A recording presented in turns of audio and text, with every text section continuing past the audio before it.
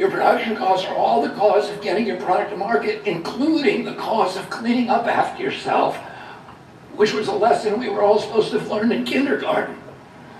Oh, and then, another thing that I learned was that we don't have to.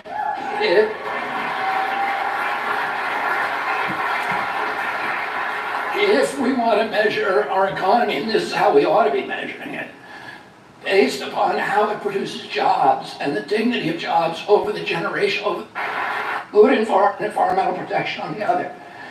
And that is a false choice. In 100% of the situations, good environmental policy is identical to good economic policy.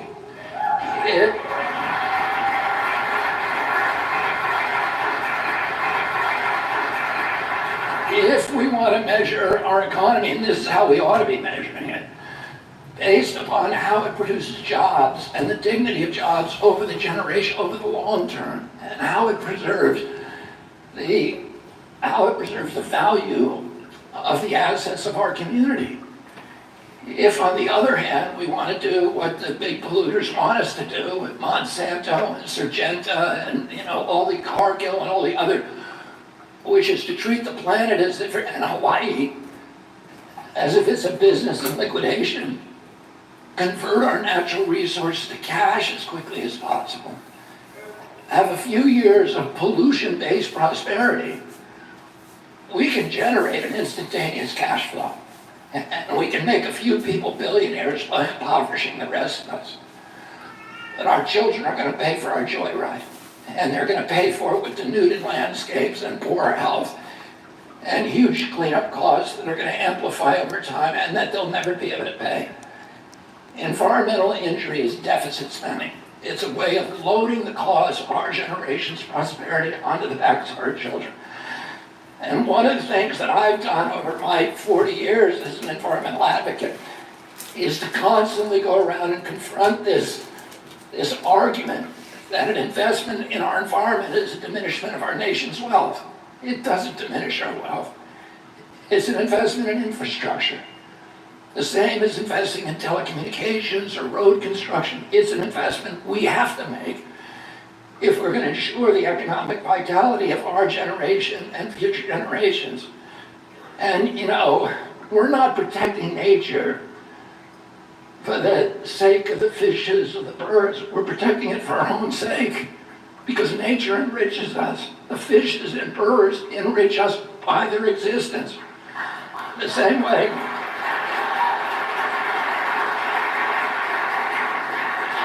and when we destroy them, we diminish ourselves.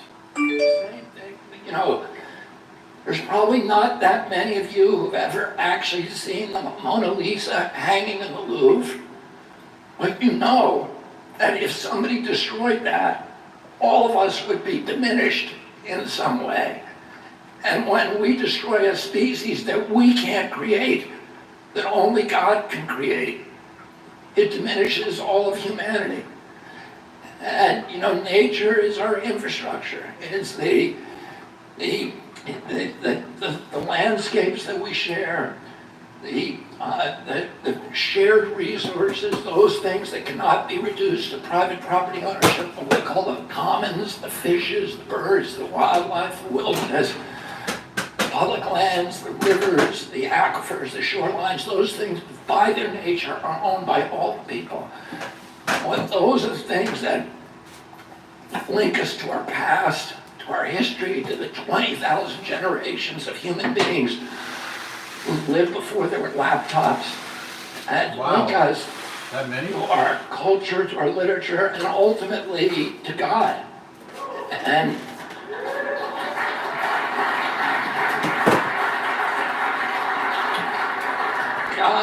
God talks to human beings through many vectors, through each other, through people like Ani Blanche and Elijah, through organized religions, through the great books of those religions, through wise people, the prophets, through art and literature and music and poetry, but nowhere with the same texture and power and and color and grace and joy as through creation. And when we destroy creation, we diminish ourselves and we impoverish our children. And that ultimately is not just a crime, but it's a sin. And I believe that you deserve a president who is thinking about these things. That's right.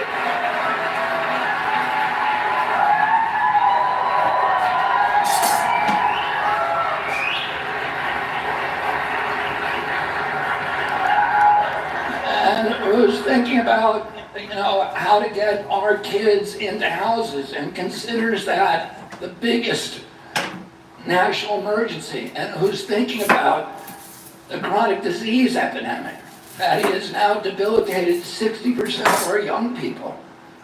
We have the highest chronic disease rate of any people on earth, any people in history. Why is that? Why does America have the highest, why do we have the highest level of neurological disease, ADD, ADHD, speech delay, language delay, tics, Tourette syndrome, ASD, and autism? We never, when I was a kid, we didn't know about any of these things. I had 11 siblings, about 70 first cousins. I didn't know the autism rates in my generation today. I was 70 yesterday, and 70-year-old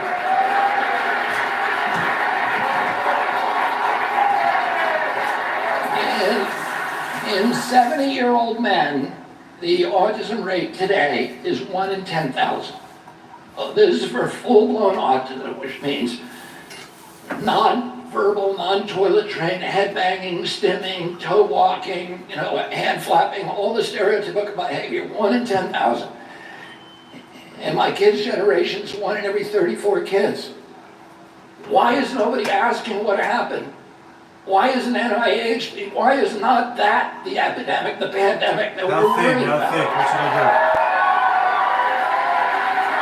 do? 1.5 millimeters or 3 millimeters? I never heard of juvenile diabetes. I never heard of rheumatoid arthritis. I never heard of Crohn's disease or lupus or all these autoimmune diseases that began around 1989. I never knew anybody with a peanut allergy. There was nobody that I ever met with a peanut allergy as a kid. Why do 5 of my 7 kids have allergies? Why isn't anybody telling us why this is happening? What happened? Why did obesity go from when my uncle was president to 13% of 42% of our kids today and 75% overweight? Did American kids suddenly get lazy? I don't think so. We're mass poisoning them. And somebody ought to be telling us, somebody ought to be telling us which of those poisons it is. It's a narrow. Congress said to the EPA, tell us what year the autism epidemic began. The EPA is a captive agency, but it's captured by oil, coal, big agriculture, big chemical companies, not by pharma, because it doesn't regulate pharma. So it actually came back with a real scientific study, and they said it's a red line, 1989. That's the year it started. So why are we looking? What happened in 1989? What changed? And it's probably a bunch of things, because a bunch of things happened on that timeline. There's a very famous scientist, toxicologist in New York, who I've used on many of my cases, named Phil Landrigan. And he's actually looked at this and said, yeah, that timeline, there's only about 13 things. There's glyphosate from Roundup. Neonicotinoid pesticides. There's atrazine, which is in 63% of our water. There's high fructose corn syrup. There's PFOAs and PFASs, the forever chemicals that would put in all of our kids' pajamas and all of our furniture on that timeline. Damn. There's cell phone radiation. I just won a big case on that in front of the FCC. Yo, nobody wants to talk about that. It's a though. limited universe. It's an easy thing to study. Why isn't it being studied? We had the highest death rate during COVID of any country in the world, the highest body count. We had 12% of the COVID deaths in our country, but we only have 4.2% of the population. Why are people getting awards for the man? We literally had the worst record of any country in the world. And when CDC is asked to explain this, they don't want to say, oh, we mismanaged it. So what do they say? They say that's because we have the highest chronic disease burden in the world. The average American who died from COVID had 3.8 chronic diseases. They had maybe asthma and diabetes and obesity and one other thing. But it doesn't ask the next obvious question, why? Why are we, which has the best health care system, the most abundant food, the richest country in the history of the world, why are we the sickest? Why is nobody, the people from COVID, virtually 100% of the people who died from COVID died in the hospital. And they had 3.8 chronic diseases. So, if COVID, the chronic disease brought them to the edge of the cliff and hanging there, and COVID came and stomped on their fingernails. But they were already on their way out. And why aren't we asking what got them to the top of that cliff? That's what I'm going to do my first week in the White House. Nice.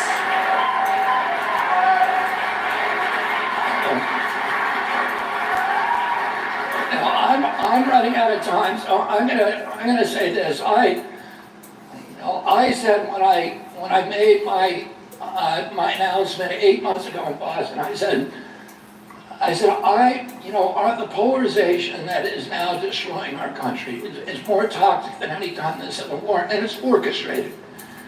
Of course, because they don't want us to see what they're doing with chronic disease, with taking our homes, with charging 22% interest on our credit cards, with all of the things that they're doing, and having the continuous wars at Enriched Raytheon and General Dynamics and Northrop Grumman and Boeing and Lockheed, and impoverish the middle class in this country and have made it less safe to be an American here and elsewhere around the world, and have bankrupted the middle class. And they don't want us asking those questions. So they have a foolproof methodology, which is they keep us at each other's throats. They keep Republicans hating on Democrats, blacks hating on whites. And when the king and queen look out over the balustrades of their black castle and they see all their subjects fighting each other, they go back to the banquet hall and they pop champagne corks because they know nobody's coming over the wall for them. And what I said when I made my declaration is I'm going to dampen that vitriol and the rancor and the polarization and anger and finding unity among Americans and then lead them over that wall to take back our country. So, baby?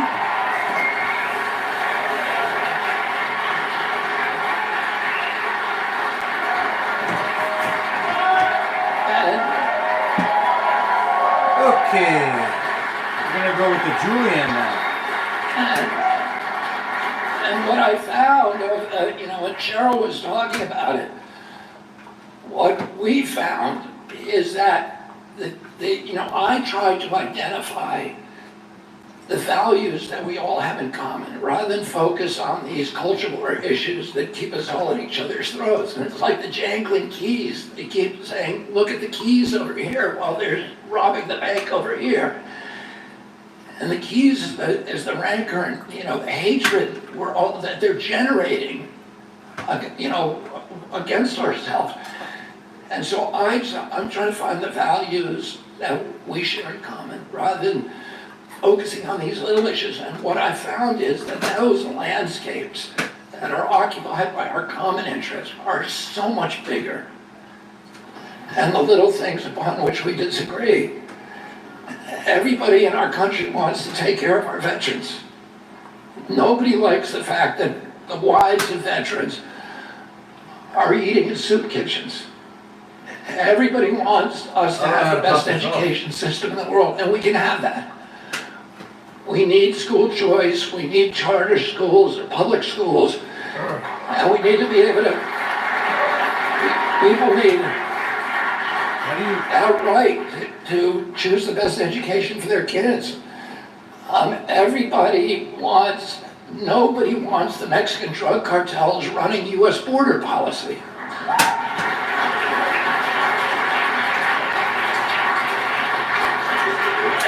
People want to be kind to immigrants, but they need to come in legally, and they need to have a path to citizenship.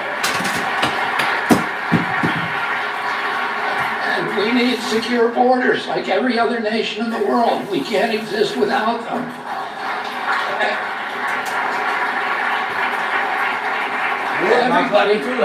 Everybody wants to end the chronic disease epidemic. Everybody wants to protect the environment. Now, if you want to start a fist fight, talk about climate change, and only climate change. But if you want people to come together, talk about the issues that I was talking about pollution, about quality of life. That's right, the environment. Toxicity in our kids, the destruction of sacred places, the destruction of our wetlands, our rivers, our shorelines, our waterways.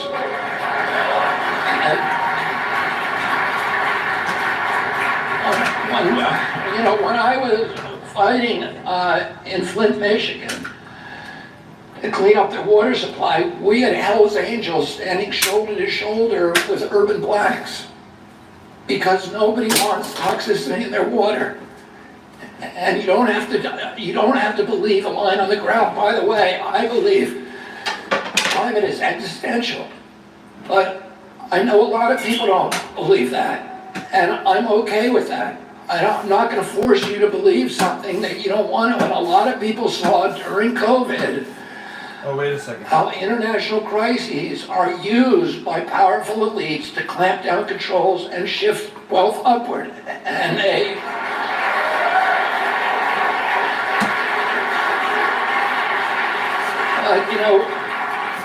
when we did Standing Rock, we had the same thing. There were people from every walk of life. There were Republicans there, and Democrats, and business people, and workers, and labor. And because we didn't sell it as a climate issue. We talked about the importance of a sacred site, of an incomparable place, and the water supply for indigenous people, and there was a wave of support for it. Well, these are things that we share in common, and everybody wants to end the corrupt merger of state and corporate power. Everybody. I'm not trying to peel my fingers off. Nobody wants the regulatory agencies acting as sock puppets for the industries they're supposed to regulate, and predatory against the American public. We want them working for us and protecting, the things that need to be protected. All of these issues are issues that I'm talking about. And I have people who are supporting me, who are pro-choice, and people who are pro-life. I have people who are anti-vax and people who are pro-vax.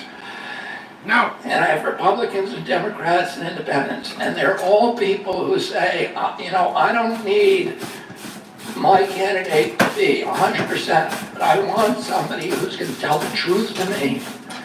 And I want...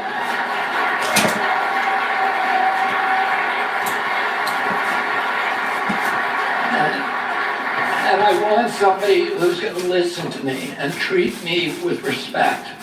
And on all of those issues,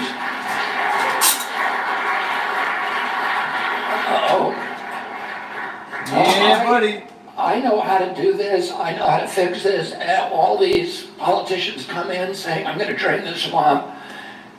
And none of them ever do. Busted. They don't know how to fix these agencies. And they're so huge and it's so intimidating. And so President Trump, I'm quite sure, actually honestly and sincerely believed that he was going to drain the swamp. But he brought in John Bolton to run NSA, the template for swamp creatures. And he brought Scott Gottlieb, who was Pfizer's business partner, to run FDA, and Gottlieb did an $88 billion favor for Pfizer and then went back to Pfizer.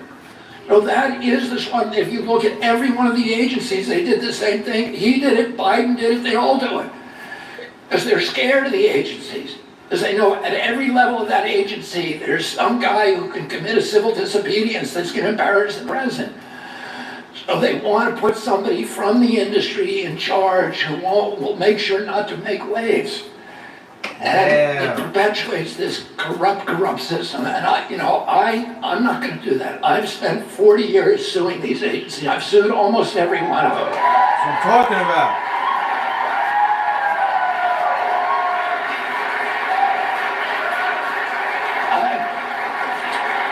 I've sued FDA, I've sued CDC, I've sued NIH, I've sued EPA probably more than any other agency, any other attorney in this country. I just won in the U.S. Federal Court of Appeals a big case against the FCC for lying to the American public about the danger of cell phone radiation. Right now, that's another conspiracy theory that the courts have said I was right on. Along with Monsanto causing cancer, which was another conspiracy theory. Until we won $2.2 billion.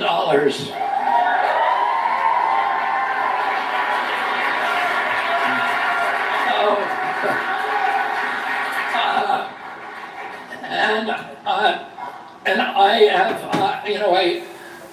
right now I'm in litigation involving DOT, Department of Transportation, because I'm representing 1,000 families in East Palestine, Ohio, whose lives were upended by the Norfolk Southern spill. So I've sued USDA many times, and I've sued Smithfield and Purdue and Cargill and Monsanto and all the industries that are regulated. When you litigate against one of these agencies, you get a PhD in corporate capture, and you understand. In many cases, I know the individuals in those agencies who need to be moved. Wow. And I know the perverse incentives that are built into those agencies that put corporate capture on steroids. Why is FDA's budget 50% of it coming from pharmaceutical companies?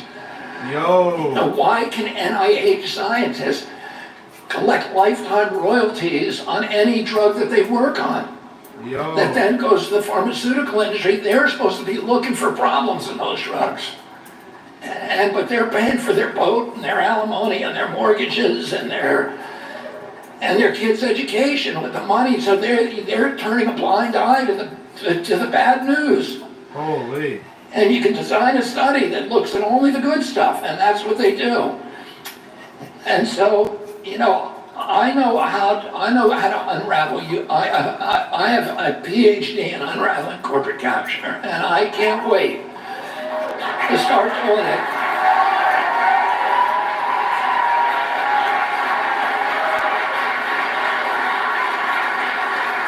But I cannot do it alone. I need your help.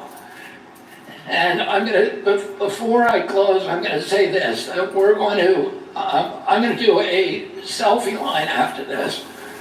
Or, what side do they line up? Yeah, so people line up on this side.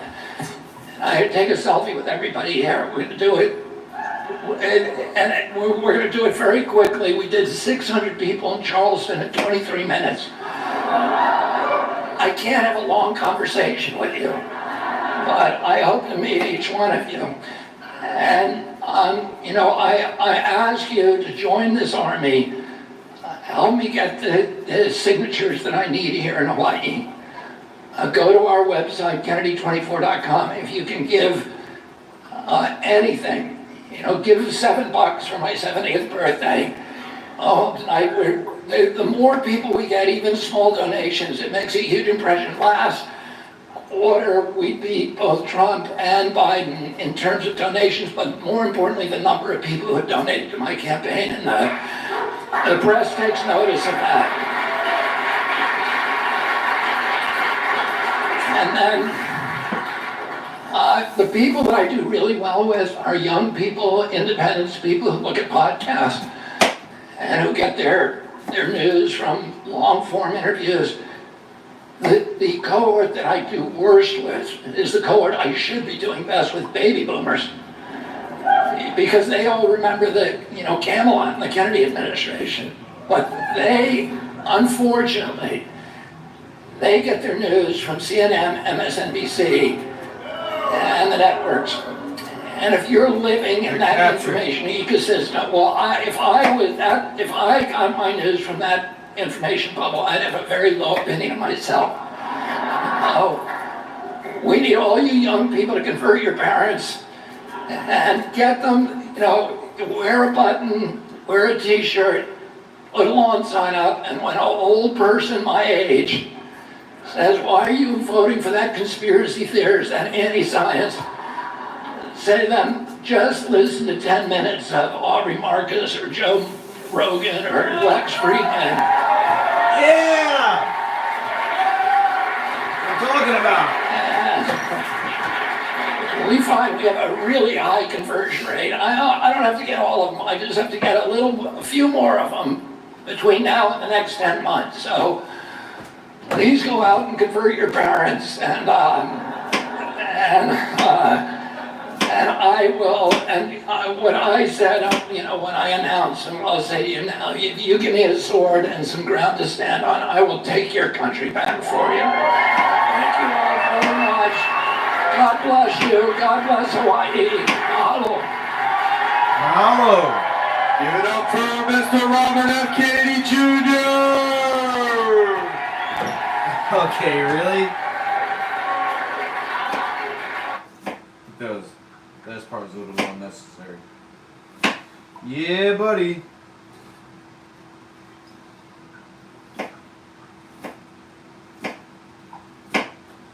Oh, sign of the times, huh? That somebody with an environmental pitch is actually in the presidential race.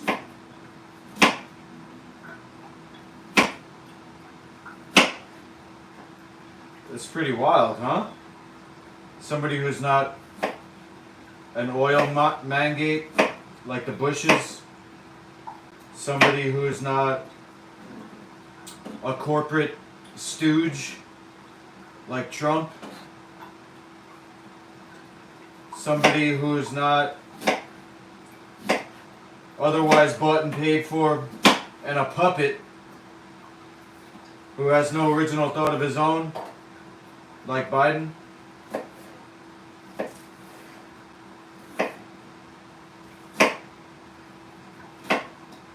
Kennedy's him. God bless us, everyone. Okay, so these are the ingredients that are going in my nori wraps.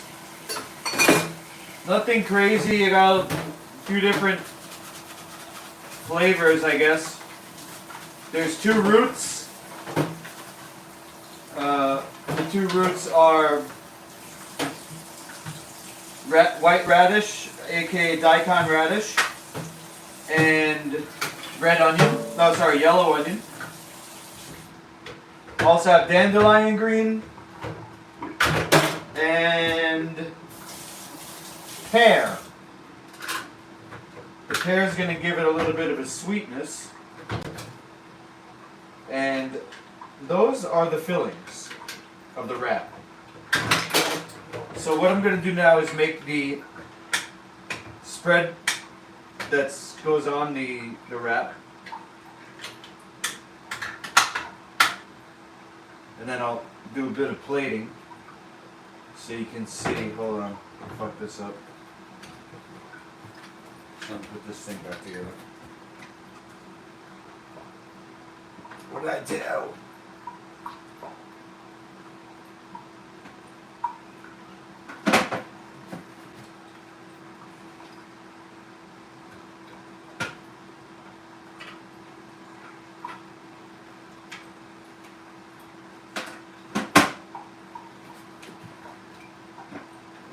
Jeez. There's no. There we go. Okay. Sheesh.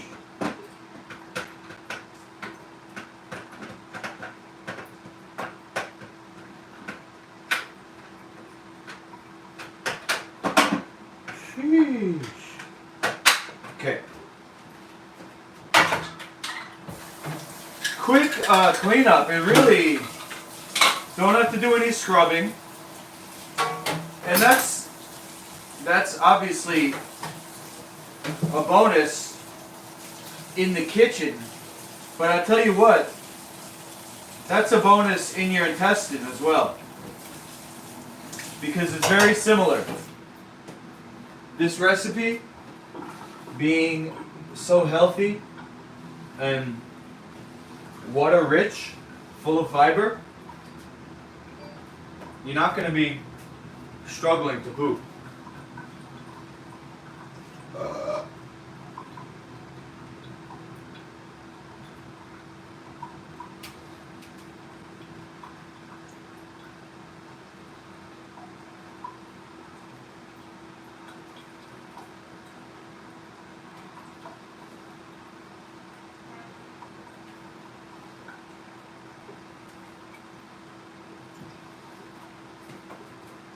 Alright, so now we'll make the spread. And based in my dino cheese, which kind of a long story, but basically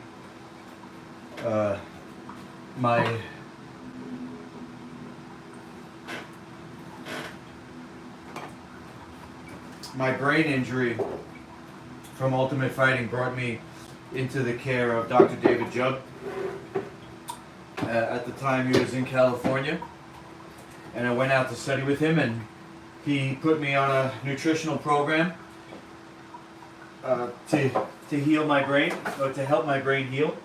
And one of the major ingredients was activated pumpkin seeds. So activated pumpkin seeds, it's just a little different than regular pumpkin seeds. Basically, I soaked them in a salty water, and the water the salt I use is this, which is a sun-dried sea salt. Sun-dried is different because it's moist, and you can see that. So this batch, actually I didn't use the salt, I just used the water. I used reverse osmosis water, which I have under my sink. But normally I would soak these in the salt water and then dehydrate them. And see if I can flip the camera around and get a quick look at my... No. I'm gonna take the camera out. Here's my dehydrator.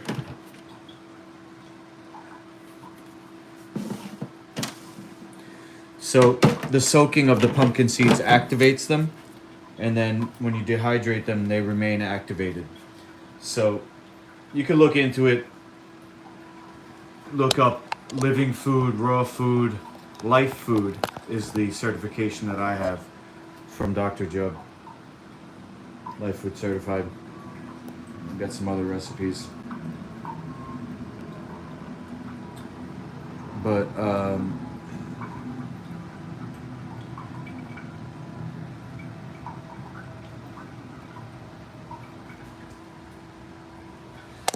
the dino comes from the fact that the pumpkin seeds kind of look like dino scales.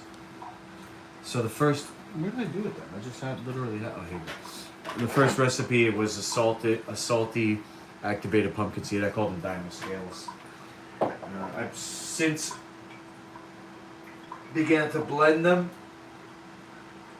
to make a dino cheese, and that's what I'm gonna do now. We got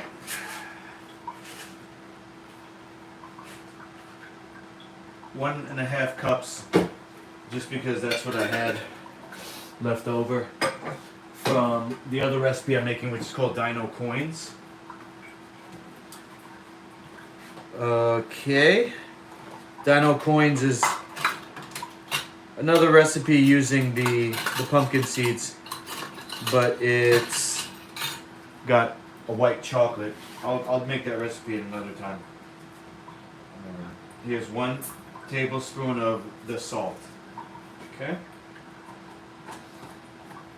1 tablespoon of sun-dried sea salt. Similar concept with the sun-dried salt as with the pumpkin seeds, that it remains alive. Here's a half teaspoon of baking soda. Half teaspoon of baking soda.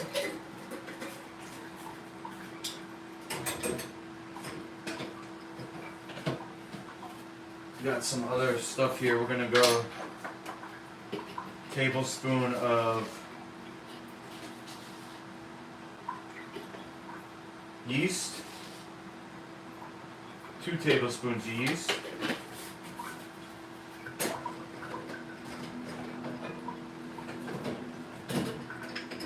alright, what else we got? This is cloves. Just putting different spices in, not for any particular reason. This is kind of therapeutic. Okay, we got some turmeric. Whoop.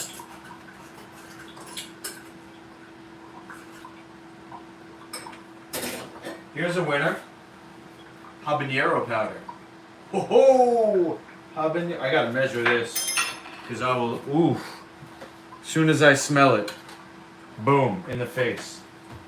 I'm putting actually a level teaspoon. That's a lot. Habanero is the one that makes you sweat. I also got some mustard. For some reason, I thought I would make like a honey mustard, so I'm not gonna make it, but that's why I got this. That's it. That's a teaspoon. Whew. This is gonna set me on fire. Let's see, what else? Apple cider vinegar. This looks to be about a cup, so I'll put half of this, half cup apple cider vinegar. Okay. Okay. I got an aloe leaf somewhere. Here it is. This is an interesting ingredient. The aloe leaf, it's got these things called polymucoglucosaccharides. Polymucoglucosaccharides are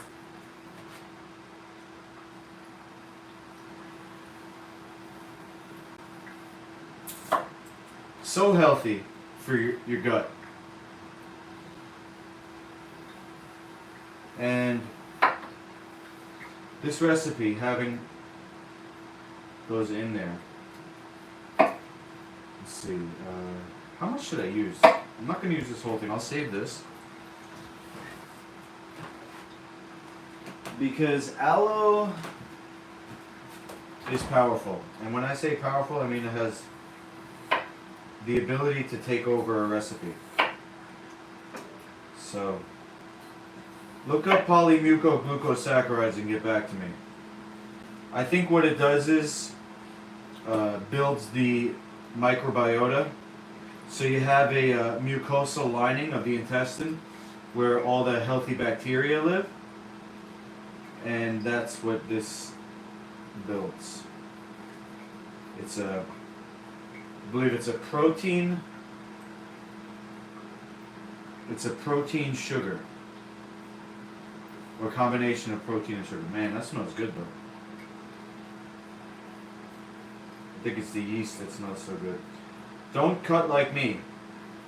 I'm cutting towards my hand, not good.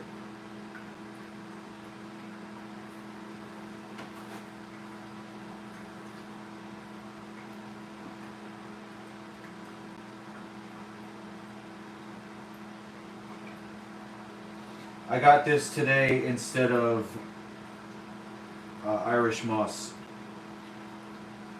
Basically, in a recipe, not nutritionally, but as far as like making a recipe, I wanted this to be kind of a cream to contribute to the creaminess of the actual recipe. So, you know, it's like slimy.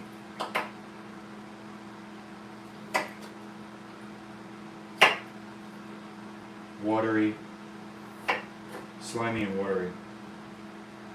So, I'm the type of person that wants to use the whole ingredient. Like I want to use this whole aloe leaf, but probably ruin the recipe if I do that. So this is actually pushing it. This extra little piece. You would think that just a little piece like this wouldn't really change it, but this is another extra piece on top of another extra piece, and you know, it adds up. And the other thing is you can always add more. So if you're making a recipe at home, no matter what it is, aloe based, or if you're using aloe, or if you're using some other ingredient, don't just add things and think that you're going to be able to change the recipe after that. Because once you add it, you can't unadd it.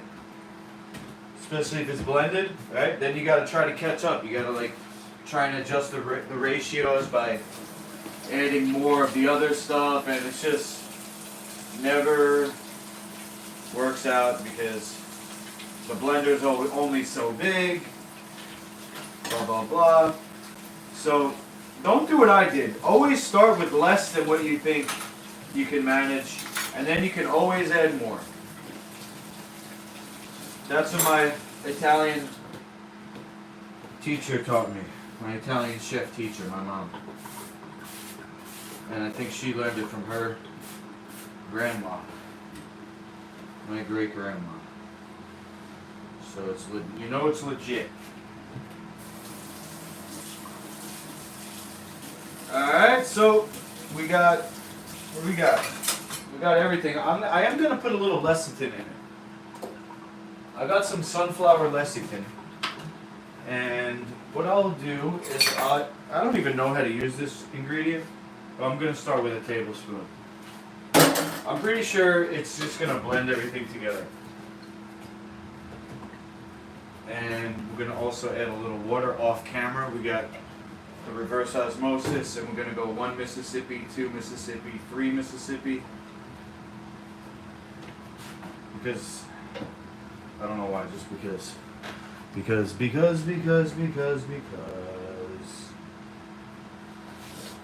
it's going to blend up real good. Okay. And let's see, is that everything? I think that's everything. So we got the pumpkin seeds, we got the spices, we got the vinegar, the salt, alright, the mustard. I feel like maybe I want to put some honey in there, but I'm not going to.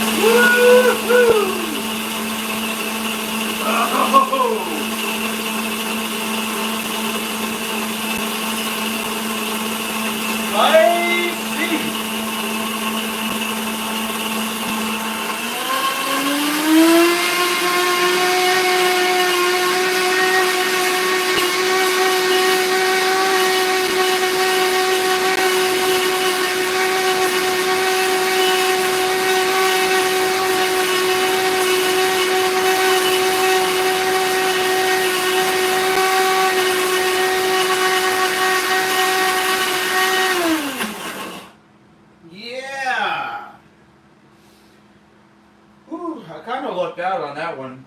I'll tell you why. I gotta take my Vitamix into the shop. Because I really push it on the recipes where it needs to be tamped, meaning plunged. Like bread dough, like thick recipes. Bread. Should I make the dino coins while you're here? Somebody type in the chat if you think I should make dino coins. It's a white chocolate. Let me know what you think. It won't take too long, but I just want somebody to let me know if you think that's a good idea or not. I'm supposed to be doing homework, to be honest. But if I got viewers, I won't leave you. If I got viewers, I'll stay on. What do you all think? Somebody say something.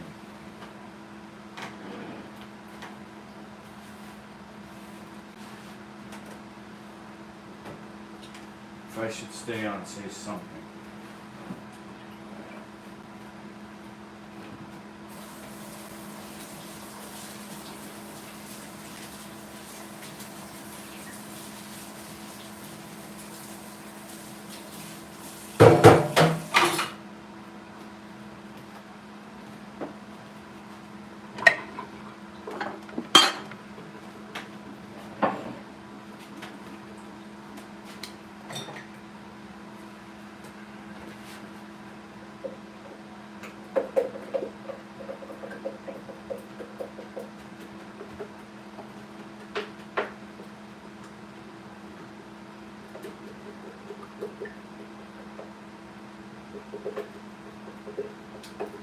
That's so spicy.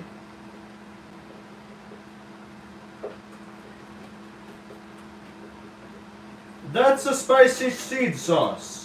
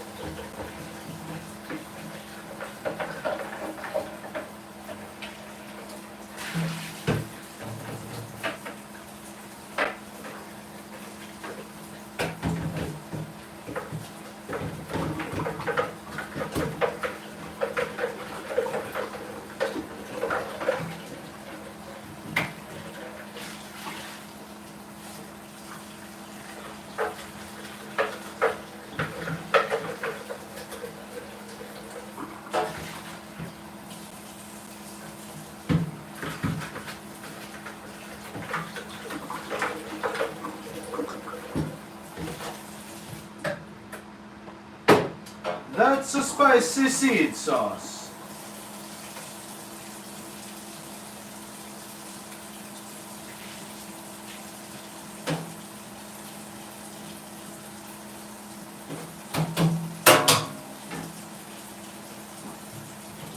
Alright. Since nobody said anything, I'm gonna do it anyway. 6 viewers, I'm definitely doing it. The thing is, it's a recipe that has a fat, meaning, in this case, using white chocolate. So I think I threw the bag out, but white chocolate is real chocolate. It's just got no tannins in it, so it's actually the purest form of chocolate. And it was recommended to me as part of my brain healing, protocol, because those fats is what rebuilds the brain tissue. Oh, hold on. Um, oh, geez. Greetings from Russia. Hey. Thank you so much. I wish I could translate that. I don't know how to do it, though. But, right on. Man, I want to go to Russia so bad.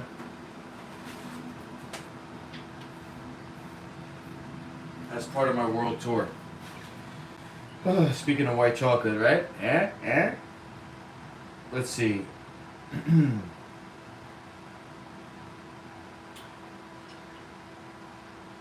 White chocolate is the healthiest chocolate. The healthiest chocolate to buy is white chocolate actually chocolate? See, it's confusing because the commercial white chocolate is not really white chocolate. Let's see here. Low carb, sugar free white chocolate. Make real white chocolate at home. Low carb recipes with kids. Health benefits of white chocolate. Eating white chocolate in moderate amounts can help lower blood pressure. Let's just try it. White chocolate is extracted from the cocoa plant.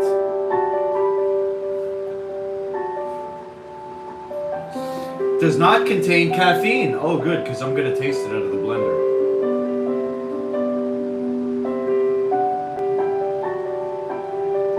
Researchers suggest that white chocolate has a positive effect on the heart. That's good, because I'm heartbroken. Eating white chocolate in moderate amounts can help lower blood pressure.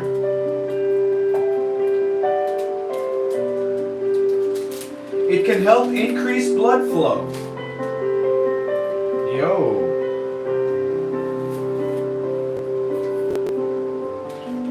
It contains a good amount of calcium. Okay.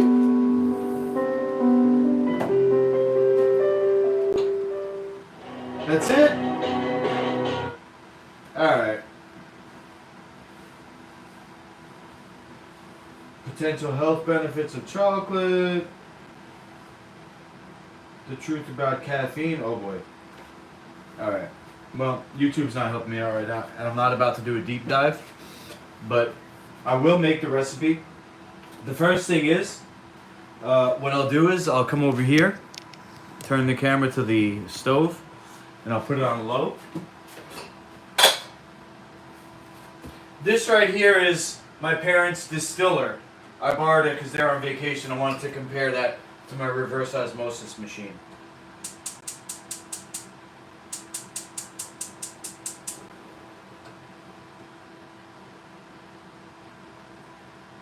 Putting it on 3 heat, number 3. And then here's the white chocolate itself.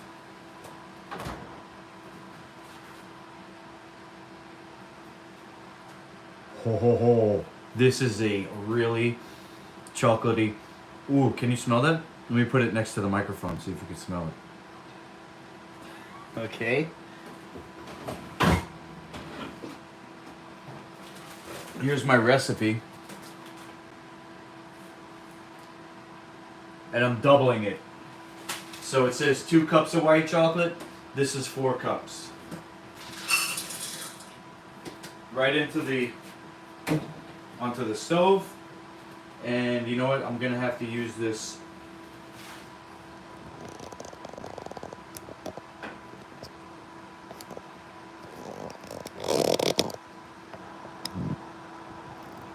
I'm gonna have to use this spatula, so I'll just take it here, and I'm gonna put the cheese, the pumpkin seed cheese, almost at the end. I'm gonna leave a little space just so I can curl it up. Okay, and then we're gonna start with dandelion over here, kind of making a border. Make sure to get all 3 parts of the dandelion because I cut it. So we got some stems and we got some leaves. Okay. Next we'll go with the radish.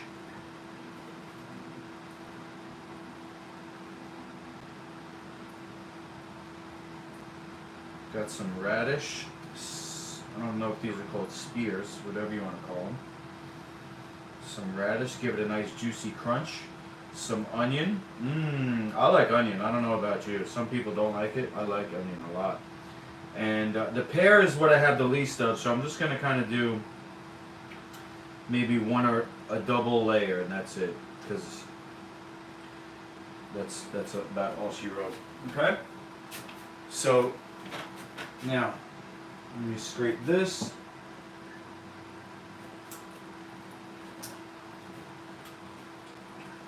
Lick it. Wash it. And then over here, use it to stir the cocoa.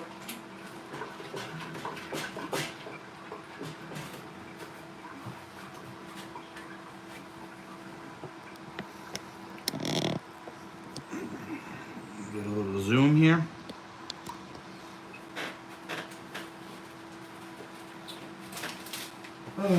Anything to not do homework, huh? I don't think I've handed in one assignment on time this semester. Holy. All my poor study habits from high school are coming back to haunt me. How did I even graduate? Sometimes I don't even know.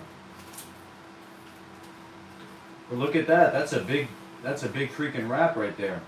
That's gonna satisfy your hunger. Maybe not mine because I'm fat, but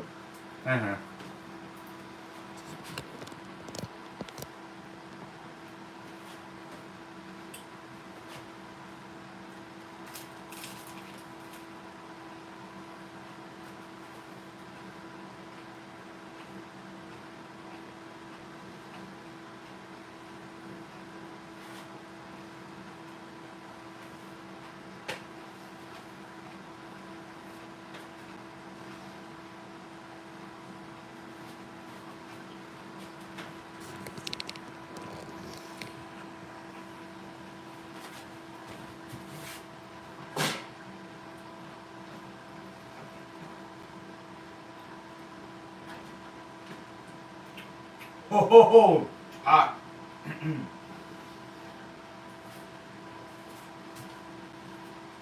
How can it be juicy and crunchy at the same time? What do you think? Juicy and crunchy.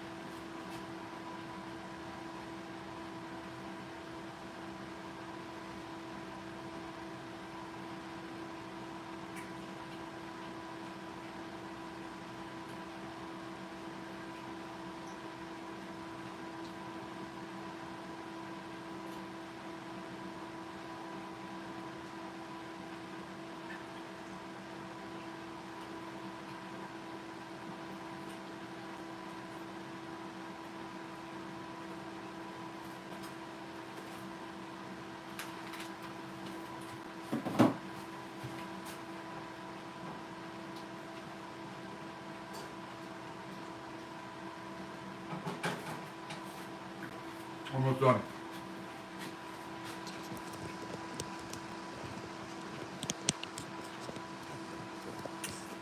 Once that's clean, cooked,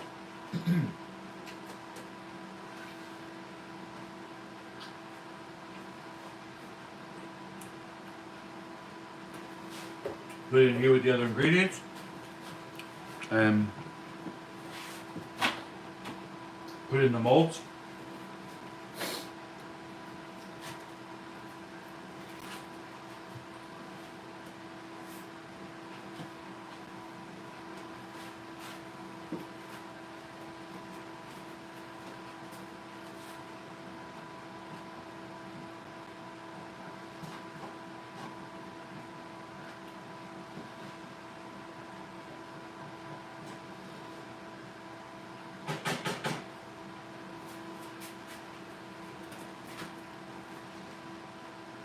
That's almost done. Now, the other ingredients.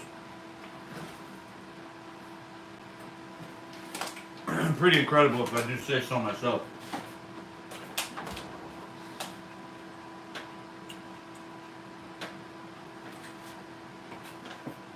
Wow.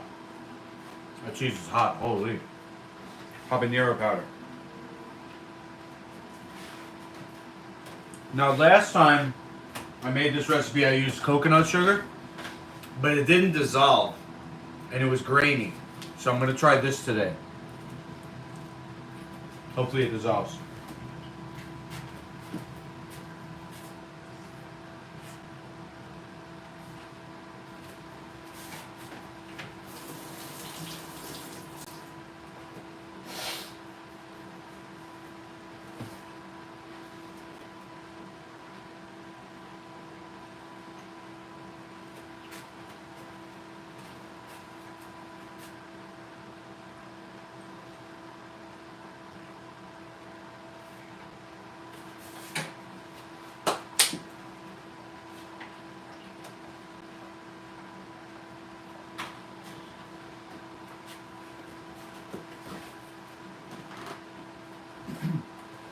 Activated pumpkin seeds.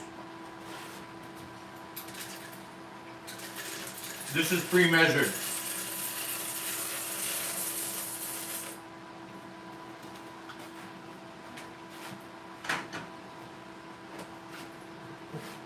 Basically making a double recipe. Here's the recipe.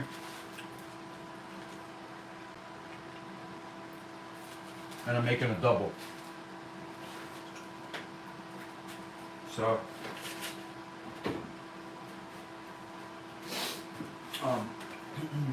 woo, spicy. This is more maple sugar.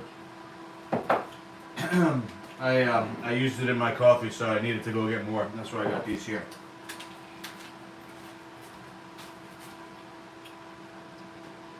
All right, this cocoa is about done. I'll turn the heat off. Just let the rest kind of simmer. Woo!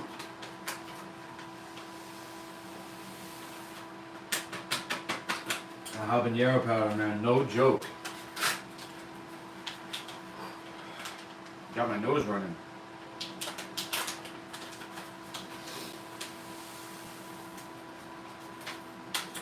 That was freaking $20 worth of coconut sugar. These two things. So, I don't know what to tell you. Shit's expensive. Expensive because I'm not buying in bulk yet. These are kind of prototypes. 1.5 cup lion's mane, so that means I gotta put 3 cups in there. Holy. 2 cups sugar. 2/3 of a cup lecithin. So that's this.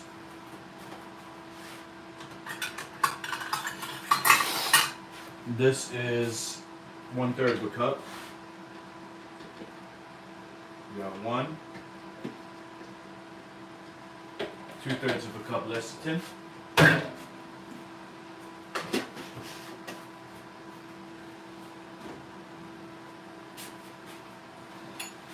Gonna do 2 cups of sugar. Sugar.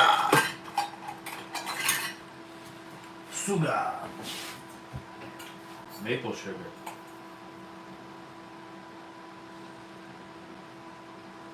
One. Yo, $20 right there. Jeez. Gee whiz. Investment in your health, right? Coconut sugar lion's mane, 1.5 cups. So what I'll do for this one is use a 1/2 cup measure.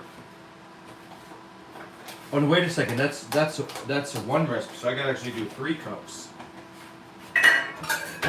3 cups lion's mane. Holy, good thing I bought a bunch of this online. Oh. One.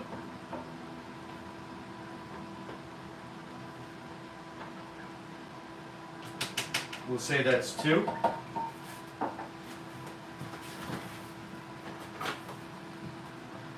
And we got another couple of bags in there, but this one's already open.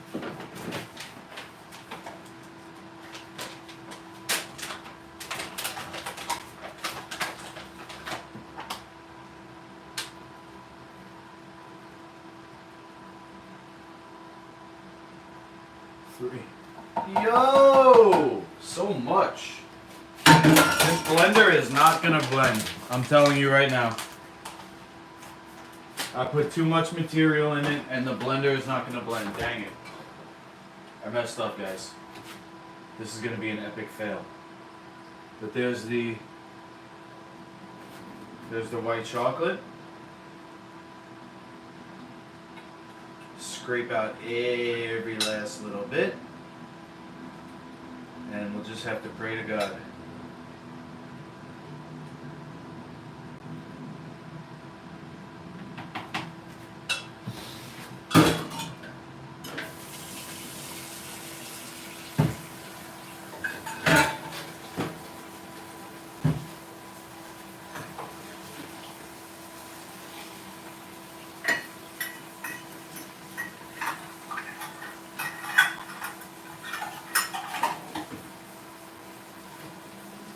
Alright.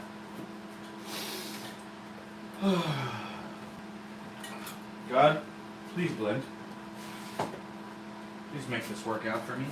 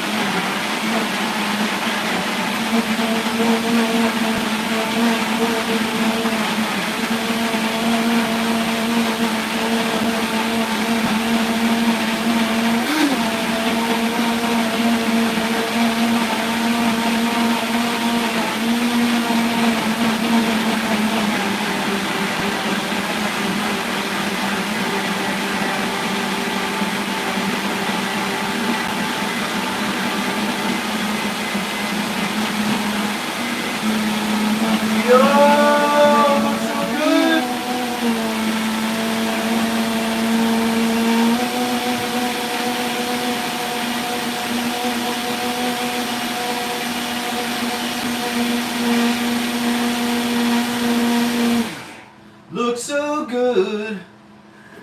These are no coins, man, they look so good.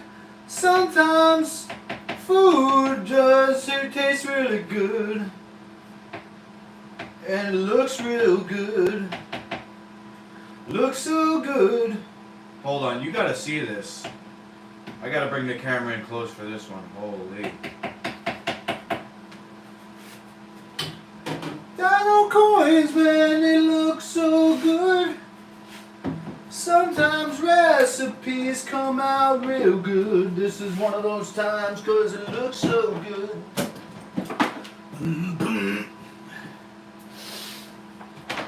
Alright, I'm gonna bring my little rolling tray over. And we'll zoom in.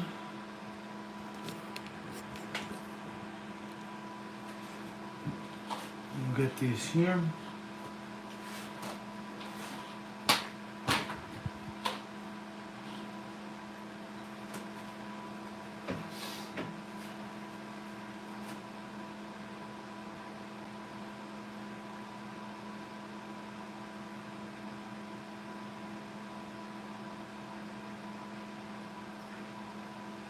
did make a lot.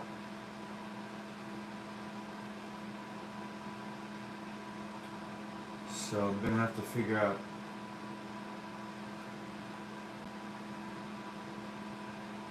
where to put all the extra chocolate, because these are the only molds I have. I can make a giant coin in like a bowl or something, a Tupperware.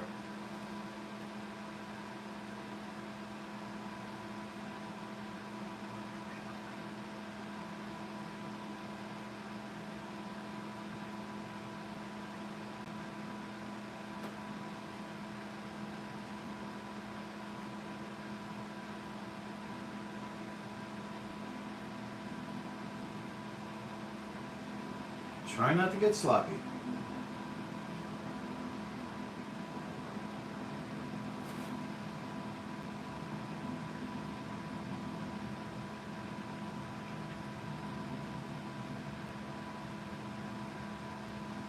The last row I'll leave for the excess, and I'll just scrape it along, you know?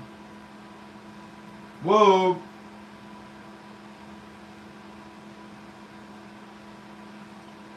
Dag nabbit. Dag nabbit. Should be pouring my right hand, my righty.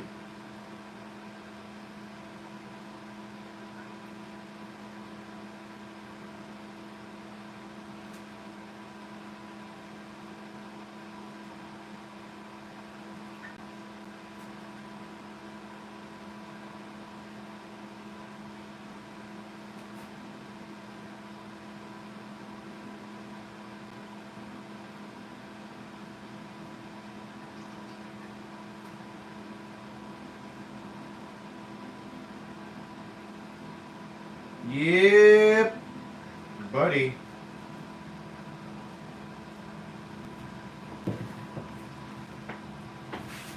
All right, so use this to go this way, to go this way, to go this way.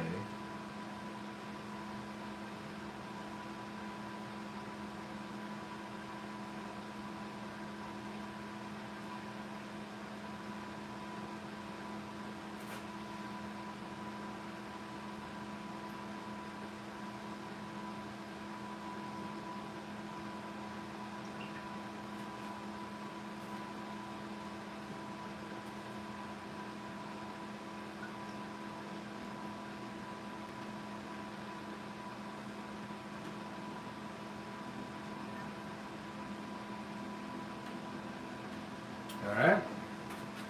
It's not too bad. I'll go like this now. Top off.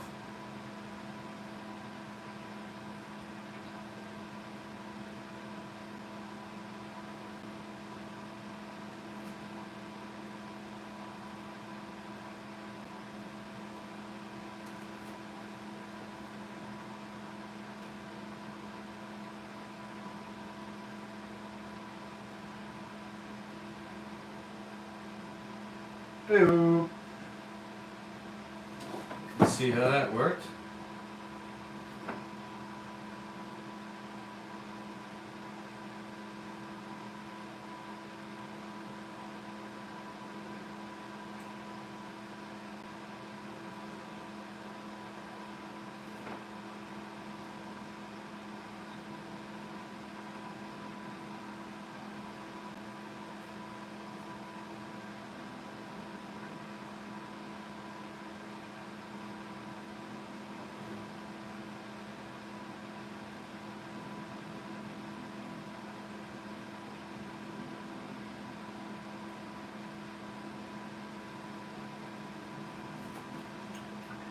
A little bit of top off here.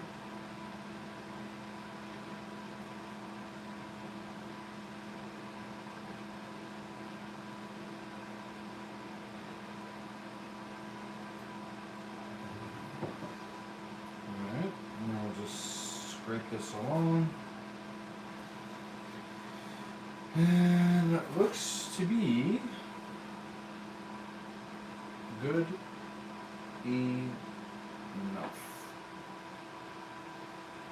Okay, now, the thing is, that's got to go in the fridge.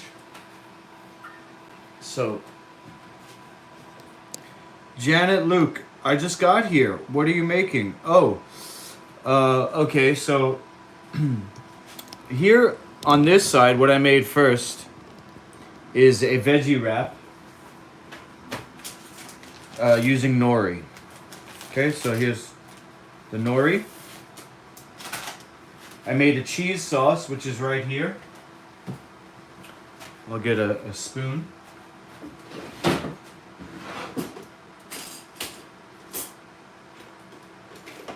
A knife, actually. So this is a pumpkin seed cheese sauce. And it's got habanero in it. It's got aloe in it. It's got apple cider vinegar in it.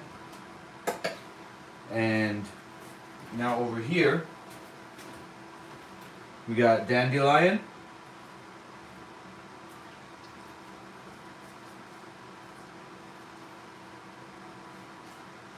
We got radish, white radish, aka daikon radish.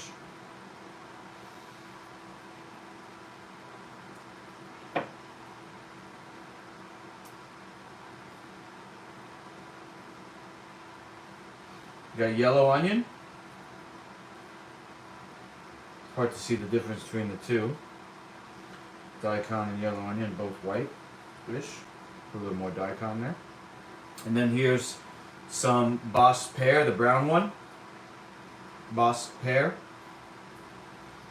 Give it a little sweetness to round out the flavor, I guess. Okay.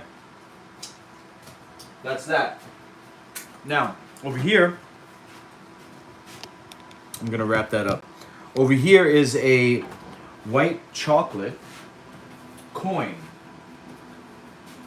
And what I'm doing right now, off camera, is organizing my refrigerator so there's room to put that in the fridge.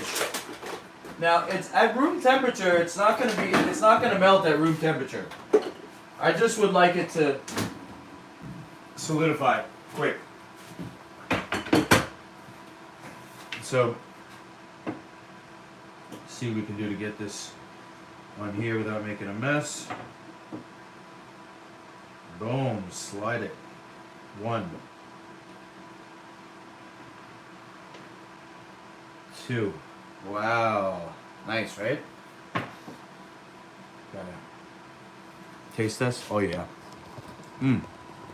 Licking your fingers. Please wash your hands before you come back to this. Okay.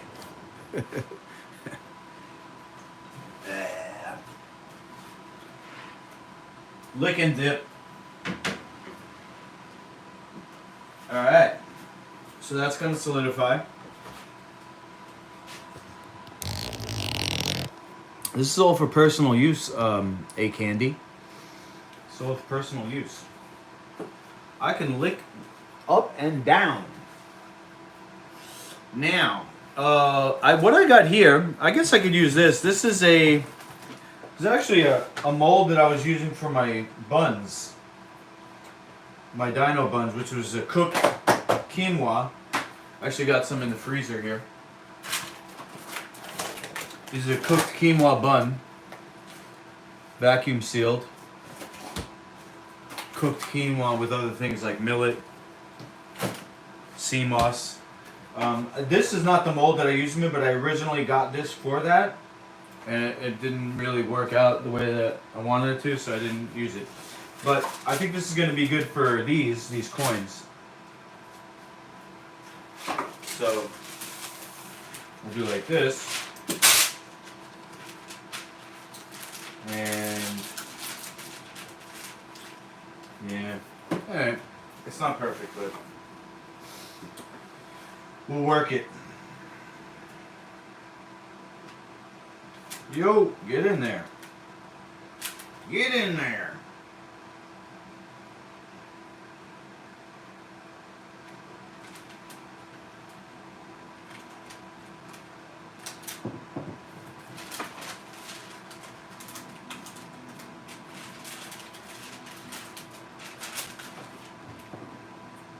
this gonna work or not? No, it's not. Dang! That's karma for licking my fingers. Now it's not working out right. Hold on. I'm awesome. Aw, thank you.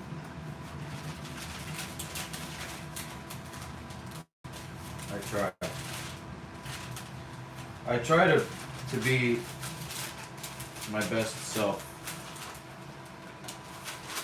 And it's really nice to hear some words of encouragement. So thank you, Candy. With a name like that, I could see how sweet you are.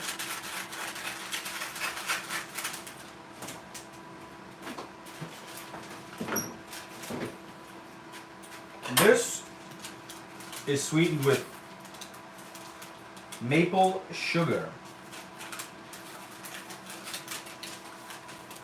And it's really good. Maple sugar, I'm saying. It's really good. I like maple in my coffee, which I guess I'm getting off coffee, but in the recent past, when I have had coffee, I like to have maple syrup in it, and then maple sugar is basically maple syrup. So it's the same flavor. I'm really chancing it with this. Alright, you know what I'm going to do? I'm going to use plastic wrap for the next one. It's just going to be more pliable.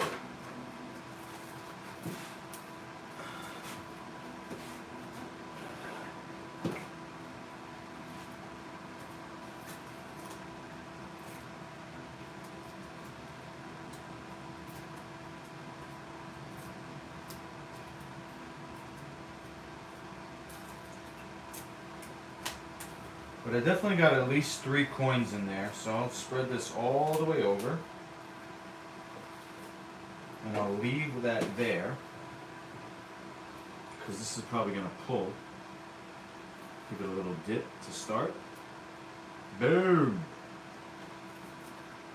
Let it settle. Oh yeah! That's what I'm talking about. Oh yeah. Hold on. Hold on. Give it a little, you know, a little of that, let it settle in. So we could go all the way to the top. Way better.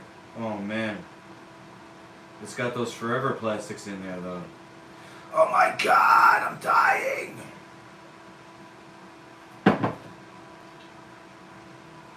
Alright, so I'll cut this.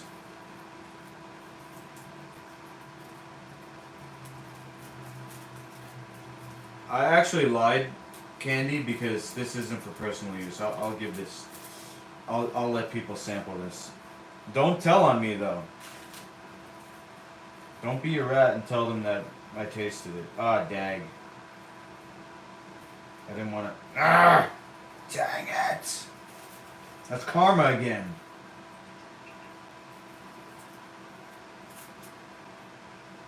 All right. Hey, life's not perfect, right? Neither is your white chocolate. Now, which one should I do next? I feel like I want to do this one, but I don't want it to mess up.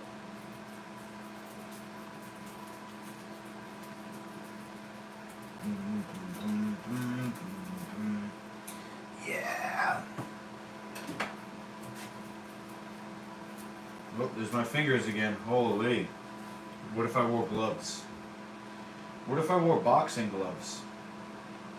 Womp womp. I'm a comedian now that I know that I have a crowd. I'm trying to be funny. Boo this man! Okay. Now, I'm not going to fold it. This one, see, I learned my lesson. This one, we're going to trim it. And we're going to leave the top exposed. Exposed. Maybe I could put like a flat sheet of this That's what I could put a flat sheet of this over the top. That'd be cool. That'd be nice. That's special.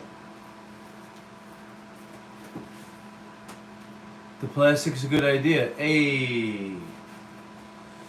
Well, see, the thing about plastic, Janet, we can make plastic out of natural fibers. Like, they can make, what is it, mushroom? Is it mushroom plastic? Or bamboo, or hemp. I know they can make hemp concrete, and they can make some type of plastic. I want to say bamboo, but it might be mushroom. No, mushroom is leather. They can make mushroom leather, and I think they can make bamboo plastic. So the idea of plastic is good, which is what you're saying, even though I got this from the 99-cent store. I think there's a way we don't have to just flat out give up our lifestyle. Like some people, their solution to all the problems in the world is everybody to go live on buy land and live on a farm. Homeschool your kids. You know what I'm talking about? You ever see the people on social media who do that? I'm not shitting on them. I think that's awesome. I would like to do that. I do want a farm. I'm just thinking more globally, like more for the masses. There's not enough land for everybody to do that. Maybe there is. I don't know. What I'm trying to do is explain, how it's possible we can continue and progress. Like a modern solution to modern problems. I don't think modernity, is that the right word? I don't think the modern system is inherently wrong. I think it evolved out of necessity. I think it basically developed on its own, as evolution. And if we just update the technology, it could still work. And plastic made out of natural fibers, natural sources is an example of that. And what they call green living spaces is another example of that. Like these buildings that have,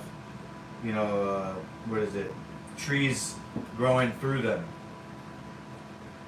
I don't know. I could be wrong. I'm just a monkey. A primate, I'm just a primate. So maybe I'm just talking out of my butt. But on some level it makes sense. You can't upend the whole world. Put everybody on a farm. If that's your solution, I'd like to see how you think that's going to work. To me, it's a little selfish. No offense.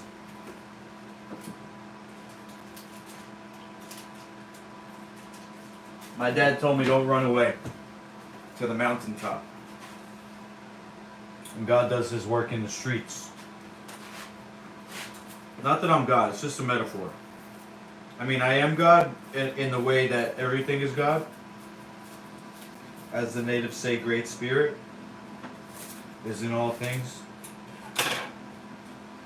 So I do believe that I am holy. But not more holy than you, not more holy than anyone. I do believe I'm on a mission, though. I do believe I'm on a mission from God that's unique. It's my mission. That was, came to me. And no one else. Am I saying too much? Maybe I should just play RFK in the background again. He's better. Yeah, let's go. Man, this is big coins. Cha-ching! Lion's mane. Lion's mane is really good for the brain. And this is a medical food. In that it has a lot of lion's mane in it. We can do the math. These coins are obviously the jumbo ones.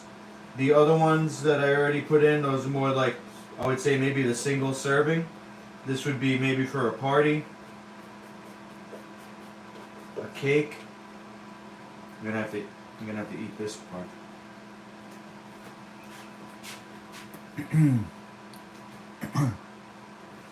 Who said not to lick my fingers?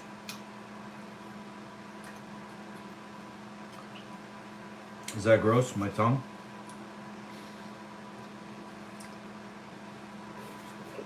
Sorry. I don't want it to go to waste. There's no more molds. That's my excuse.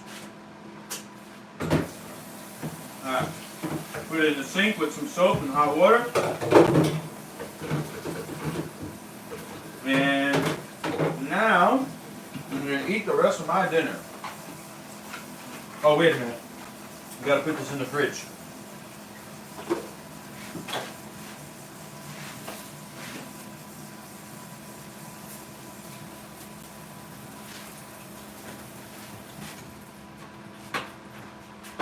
Alright. Feels good. Got a lot done. 2 recipes. How am I gonna fit that though? My fridge is pretty full. I have an appointment tomorrow, and part of that appointment is coleslaw. So, in this drawer down here, I have 1, 2, 3, 7, 8 heads of cabbage. Yo, 8 heads of cabbage in there. I got 2 giant red onions. I got garlic, turmeric, and ginger. Here's another head of cabbage. Lemons, daikon radish, a bunch of daikon, yellow onions. And these are all going in the coleslaw. Also got tahini, because that's gonna give it that, coleslaw they use mayo, which I don't, so that's my solution to that.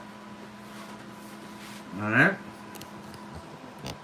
So now, let's get this in here. If I can.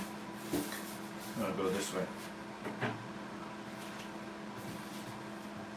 It's gonna fit. Hold on. Oh man, good thing I measured it, because that's not gonna fit. Hold on. Oh gosh.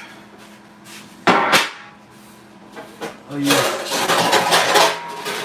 One of these. Oh man, this ain't gonna fit either. Alright, here's what I'll do. I will slide the mini coins off.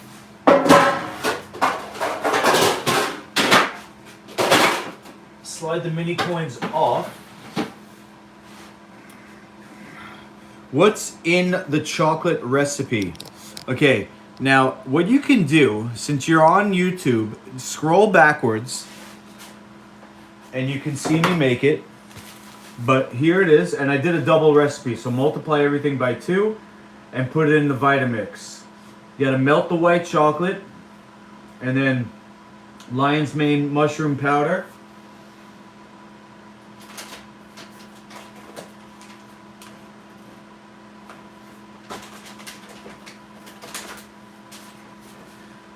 Okay, where it says coconut sugar, I used maple sugar.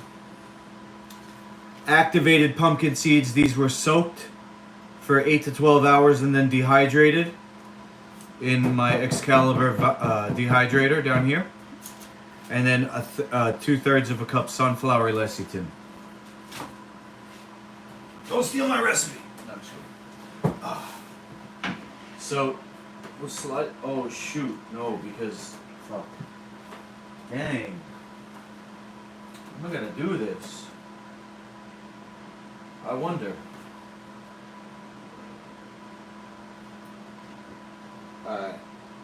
because the shelf is kind of, it's got bars, so I thought maybe it would affect the shape of the mold. Anyway, it'll have to do. If you want to sample anything I made here, go to masterluki.com and all my contact info is there, available.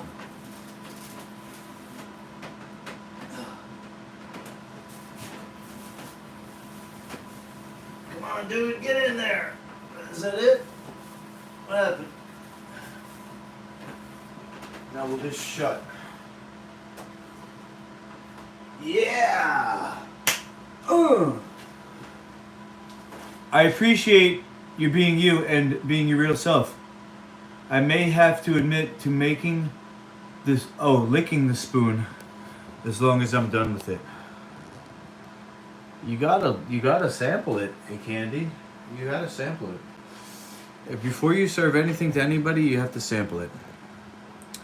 And my real self, you don't want to know how I really feel. Let's just say, I'm not afraid of a little saliva. Especially if you're making food for the people you love.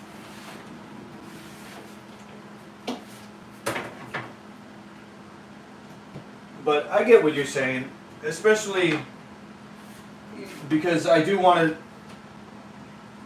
to have a business of making food on a mass production level. So it's good to build habits of sanitary habits. So I appreciate your input. You know, I come from a martial arts background, and I'm not opposed to being disciplined and learning. You know, how to improve, being helped. Yeah, I think it's helpful when people challenge you to be better. So, excuse. That's basically it. I do have to do dishes. I'll hang out for a couple more minutes, and then I have schoolwork to do. I was told to stream for the Super Bowl, even though I'm not watching. I think this is a good snack. It's healthy, it's filling, and you can make, as you can see, you can make a lot. And it's only prep work. And everybody can make their own. They can come up and they can choose what kind of fillings they want. You can add different sauces. I think this is a winner for a party.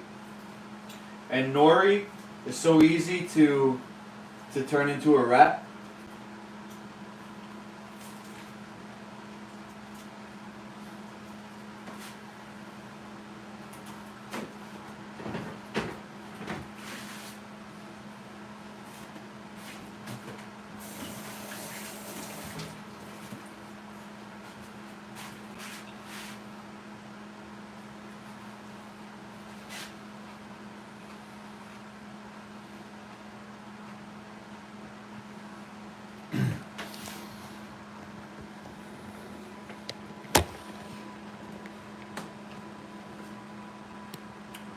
Yeah, I don't know if I'd be able to do it with gloves on.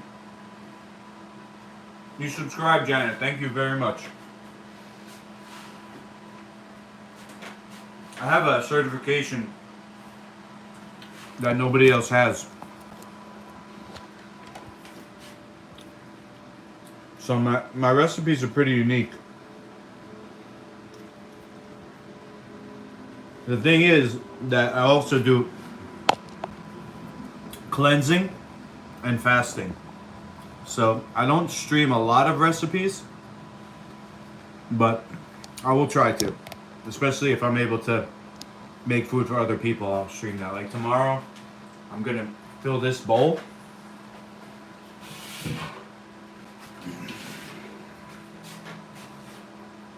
With those 8 heads, was it 8 or 9 heads of cabbage? I'm gonna make a giant bowl of coleslaw. So I'll stream that. if you're into like healthy recipes and stuff. But I do have to get this down because I'm a martial artist, so this has to go, instead of here, it has to go here, here. I have to be like tiny waist, you know, so more like even more than this. Oh, but I've been eating since Friday, so. Rough life, huh? First world problems. Too much food. You love coleslaw? Okay. Yeah, this the recipe I'm making tomorrow was requested by the lady I'm making it for, and she said she loves coleslaw and can I make a healthy version. So, if you're not around live, definitely check that out. I'll try to post like the actual recipe somewhere on my social media. So you don't have to watch like a 3-hour stream just to get a recipe. But that's about it. I'm gonna go fold my laundry, do my homework, enjoy my dinner. And what time is it? 9:50? Oh man, I was supposed to be in bed at 10. No.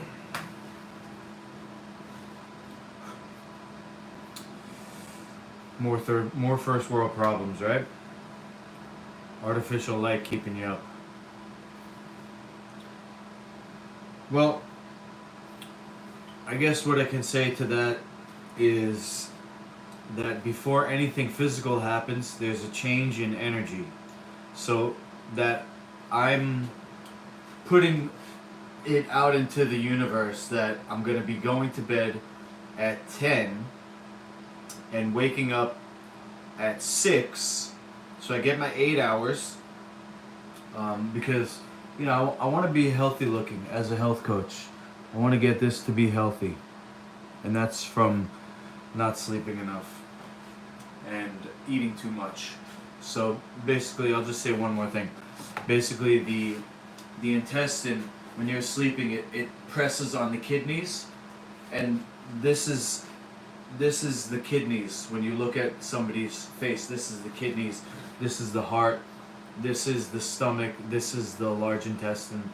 These are the intestines. Like you could read somebody through their face. So this is tired because as I'm not getting enough sleep, first of all, but then also when I'm sleeping, this is pressing on the kidneys. The kidneys, when you sleep, they're supposed to go like this.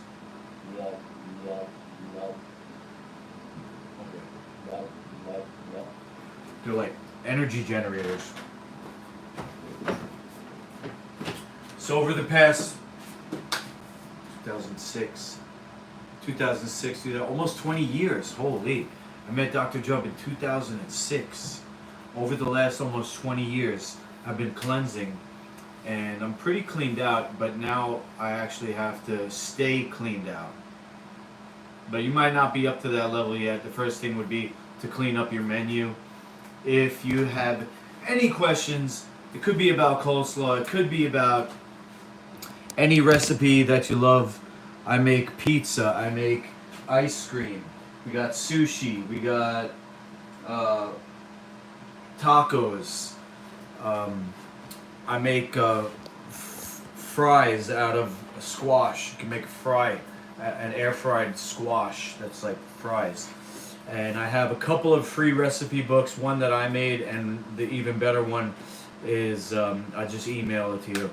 But go to masterluki.com, or you can go to lifefoodcertified.com. They're both basically the same website. It's like the yin and the yang, the martial arts and the nutrition. But both contact pages come directly to me. My phone number, my email, I got a stain on my shirt. My social media is all there. So feel free to connect with me 24/7 if you have any questions about anything that I spoke about tonight or anything else. Okay? So that's going to be it. Hope you have a great rest of your night, and hope to see you again soon on the stream, or outside of the stream. Over and out.